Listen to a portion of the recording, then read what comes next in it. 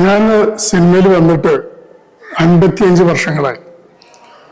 1968 ഒരു ക്യാമറ അസിസ്റ്റൻ്റായിട്ടാണ് ഞാൻ സിനിമയിലേക്ക് പ്രവേശിക്കുന്നത്. അന്ന് സിനിമ പൂർണ്ണമായും ബ്ലാക്ക് ആൻഡ് വൈറ്റ് മാത്രമായിരുന്നു ഒരു കാലഘട്ടമാണ്.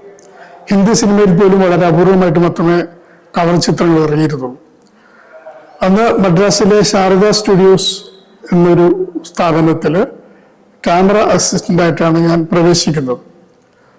യു രാജഗോപാൽ എന്ന ക്യാമറാമാൻ ആണ് എന്നെ അവിടെ റെക്കമെൻഡ് ചെയ്ത് അവിടെ എനിക്കൊരു പൊസിഷൻ വാങ്ങിത്തന്നത്. യു രാജഗോപാൽ എന്ന് പറഞ്ഞാൽ ചെന്നൈയിലെ മാർക്കസ് ബാർട്ട്ലിയുടെ അസോസിയേറ്റ് ക്യാമറമാൻ എന്ന ആളാണ്. പിന്നീട് ഒരുപാട് മലയാളം സിനിമകൾ അദ്ദേഹം സിനിമാറ്റോഗ്രാഫി ചെയ്തിട്ടുണ്ട്. അപ്പം അവിടെ ഞാൻ കുറേ കാലം വർക്ക് ചെയ്തു.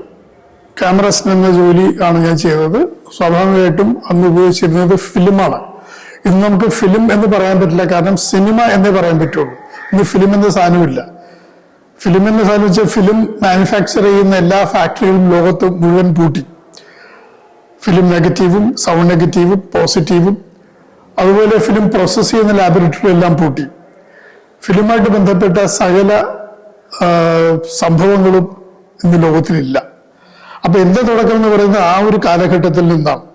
ഫിലിം പ്രത്യേകിച്ച് ബ്ലാക്ക് ആൻഡ് വൈറ്റ് സിനിമ ഉപയോഗിച്ചിരുന്ന കാലഘട്ടത്തിലാണ്.